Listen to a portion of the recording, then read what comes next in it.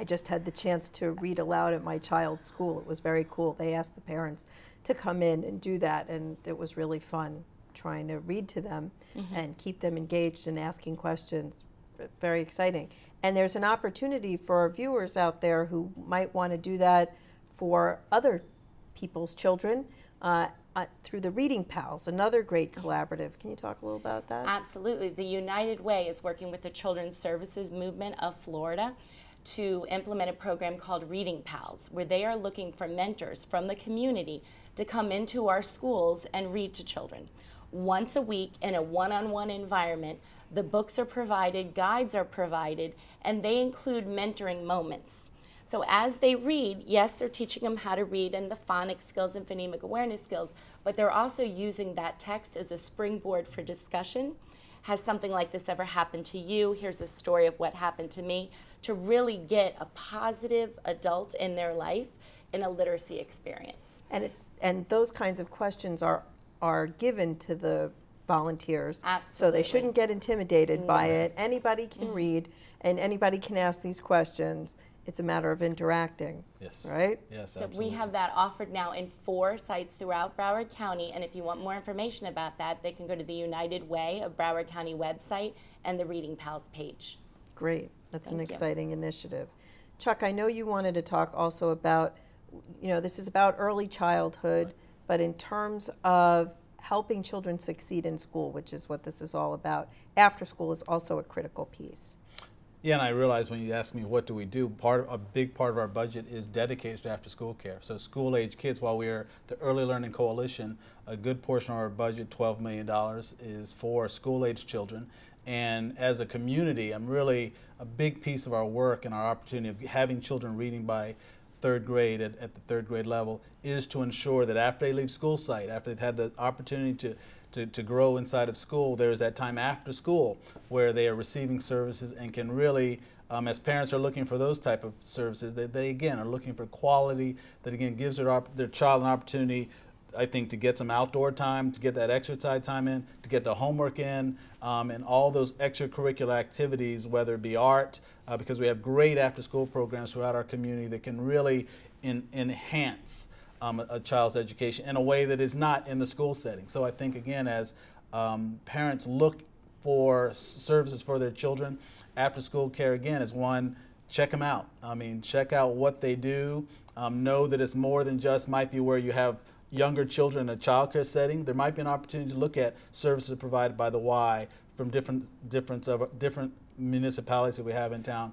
Boys and Girls Club are all terrific providers of service, as well as child care providers. But again, it's important for parents to kind of look at those settings, and I often say, how would they like being there after school? So I think that part is so critical, and there's so many hours in the day that we do have kids in after school care, but how can we as parents select the best place for our kids? And again, as the coalition has such an investment in there, we're really again looking to collaborate in our community in Broward on raising that bar, raising that standard. Again, our partner in licensing again is helping us ensure that the standards are there in place, so parents can be assured that they're putting their children in safe, nurturing places. Of course, parental convenience is important, but there are a lot of ways parental convenience can be accommodated, right, Regina? Of course. Parents, when we're looking for child care, we are going to look for those that are convenient, closest to us, but parents can broaden that scope. They don't have to just select the first thing that they see, because you do have clusters of child care centers in a mile or 5-mile radius that they can seek out. So if they're looking and working with Child Care Resource and Referral for child care, look around and see how many are in there. And there are probably quite a few quality child care facilities, licensed child care facilities in that area. And it's important to note, we talked about Family Central with respect to subsidized vouchers, but resource and referral is for everybody. Right. Anybody, any economic situation can get the information on what they're looking for in quality child care. And actually, Lori, I think you wanted to get into a little bit more about the core standards and all of that enrichment within the center. Yes. Well, I wanted to share our national education system is on the forefront of major change with the development of the Common Core state standards. The Common Core State Standards were written for K all the way up to that college and career readiness, to focus on increased rigor and what they need to be successful in life. Because they're getting so much national attention, also early childhood education is getting a lot of national attention. As a matter of fact, the College Board just came out with a study on what was the #1 way to increase college enrollments in a district, and they determined it was increase your pre-K programs in your district. So it always goes back to what are you doing in those early childhood years to build that pathway.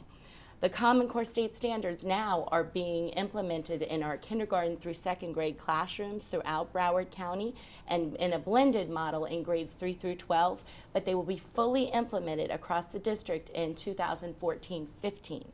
Not just in the district, but throughout Florida and throughout the nation in the adopting states. So this really changes that curriculum aspect that you talked about, our standards, our focus, and our assessment system.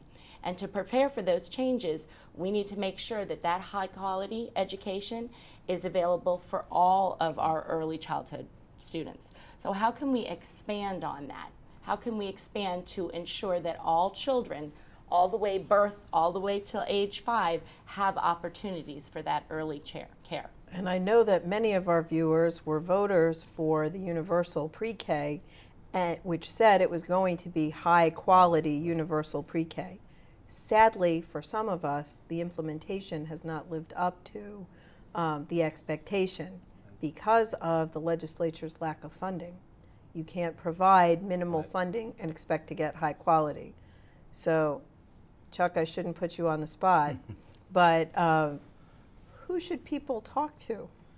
How can they express their feelings on this issue? I think our legislature, again, our funding is driven by Tallahassee. And I think that we really have to, again, it's one of those, you can pay me now or pay me later ideas. And early childhood, as Lori just shared, is so critical for what happens later. And I think that as some of our legislators have gotten it and understand it, there aren't enough who understand. And I say that from the standpoint of understanding to put the money behind what it takes to have those early education systems be the quality level. It's not just about having a child in care. That brain needs to be stimulated. Again, the good doctor here to go in detail, but that brain of those children needs to be stimulated, and what they're getting in 0 to 5 so much sets up what they'll be able to do from 6 on through high school and life. So again, I say you talk to your local legislators and ask them, hey, don't you think this is important? And if you think it's important, don't you think we should put some dollars behind it to raise the quality to a point where, in Florida we can lead in our education system. And you and I have witnessed this. We talk about it a lot, and my regular viewers know that I have a child who's 6. I talk about her all the time. But watching what happened with her in pre-K and now in kindergarten and seeing the skills that she has because of that high quality pre-K experience that I made sure that she had, but now she's in kindergarten, and sitting next to her are children who got nothing before, who still don't know their letters, they don't know their numbers, they don't know how to add, they don't know how to make the sounds even. And that's put them at such a disadvantage that isn't necessary in this state. Well, and that's why on those children who haven't had that high quality education, early education experience, one of my passions and why with school readiness is getting to those children in communities where, while the quality may not be the level that it should be, we can help those parents find the centers. Again, I encourage parents who have questions about their child care to call our agency or call Family Central, because at the end of the day, in those neighborhoods sometimes where we have the highest risk factors, our kids get the least amount of quality care. And again, I just would stress for us as a community to look into those communities. I think the Reading Pals is a great opportunity to get into those schools and help kids who may not have had that experience. But I really say, again, for us as adults to begin to start looking at what we're doing in early childhood and making sure that it is of a quality that all children should receive, because, again, there's so much that we can do from 0 to 5 that we don't have to do the remediation. We don't have to redo some of the things we do today because we've missed at 0 to 5. And it's about awareness, and it's about collaboration. Awareness of the programs that we currently have available that parents don't realize, yes, these are here for you, take advantage of them, and then collaboration, so that we don't have programs operating in isolation, but it's all of us coming together to share our resources, share the knowledge, and share the passion. So again, all children have opportunities for that high quality care. And I was just going to chime in basically that what she's saying is ensuring we have uniform standards, and from there we build best practice, and we are all in alignment where the school district, and they're working with 0 to 5 or 0 to 3, that all of our other programs throughout Broward County are working on those same standards in collaboration to ensure we're getting that level of quality throughout our educational system in Broward County. We only have like 2 minutes left, but Lori, I want to end with you giving parents some tips. We've talked a lot about when you're choosing your child care center, and for those parents who sadly are on the waiting list, they cannot get that subsidy, they're home with their child, what can they do to help their child get ready for entering school?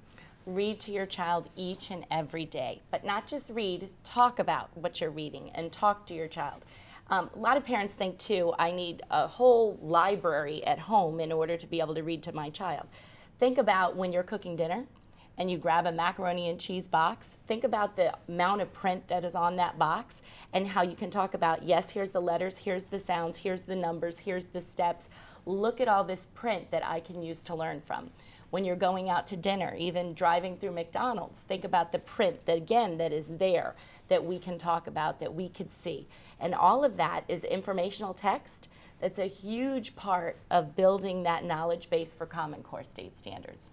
So reading, talking, interacting, providing experiences that don't have to cost tons of money, even going out to the park, talking about the trees, looking at the insects, building sandcastles, all of those things help to build that well-rounded child. Showing the collaboration too, working together Yes. to make it happen. Chuck, any final thoughts? Well, Lori made me think also, again, talking about choosing quality childcare. You're looking for that teacher-child interaction. You're looking for that part. That is what is so critical for children in our early childhood settings, to have the adult, that teacher who's there to give them and influence that education process. And what I want to add is not to look so much at the exterior, but look at the quality of what's happening inside. Because some people judge a facility just by how it looks. And there could be so much going on inside that facility that a nice-looking facility isn't doing. So it's not just the aesthetics of it, but look at what's happening in there is very important. Of the interactions, like the quality of these. Thank you so much. It's been great. Working together to provide children with the tools they need to succeed as adults is an integral part of empowering them to become responsible, productive adults. When we recognize early childhood education as a priority, we're likely to produce a better educated workforce and wiser leadership. We all need that. Our community and our entire nation will benefit from that.